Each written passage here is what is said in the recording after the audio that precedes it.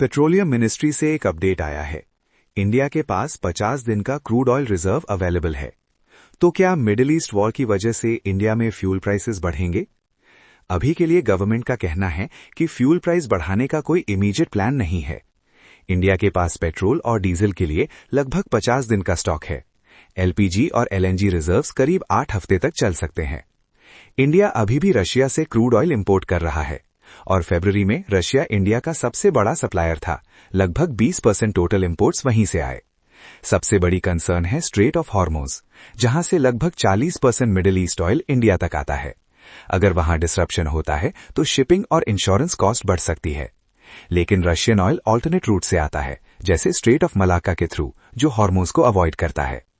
India ने 2026 में US के साथ एलपीजी डील भी सिक्योर की है और एलएनजी इंपोर्ट्स कंटिन्यू रहेंगे।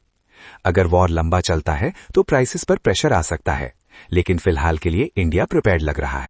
पेट्रोलियम मिनिस्ट्री से एक अपडेट आया है। इंडिया के पास 50 दिन का क्रूड ऑयल रिजर्व अवेलेबल है। तो क्या मिडिल ईस्ट वॉर की वजह से इंडिया में फ्यूल प्राइसेस बढ़ेंगे? अभी के लिए गवर्नमेंट का कहना है कि फ्यूल प्राइस बढ़ाने का कोई इमीडिएट प्लान नहीं है। इंडिया के पास पेट्रोल और डीजल के लिए लगभग 50 दिन का स्टॉक है। एलपीजी और एलएनजी रिजर्व्स करीब 8 हफ्ते तक चल सकते हैं। इंडिया अभी भी रशिया से क्रूड ऑयल इंपोर्ट कर रहा है और फरवरी में रशिया इंडिया का सबसे बड़ा सप्लायर था। लगभग 20% टोटल इंपोर्ट्स वहीं से आए।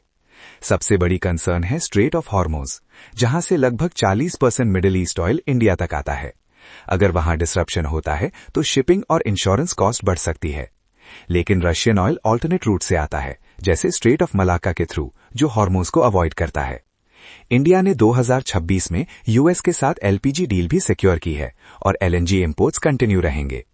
अगर वॉर लंबा चलता है तो प्राइसेस पर प्रेशर आ सकता है, लेकिन फिलहाल के लिए इंडिया प्रिपेयर्ड लग रहा है।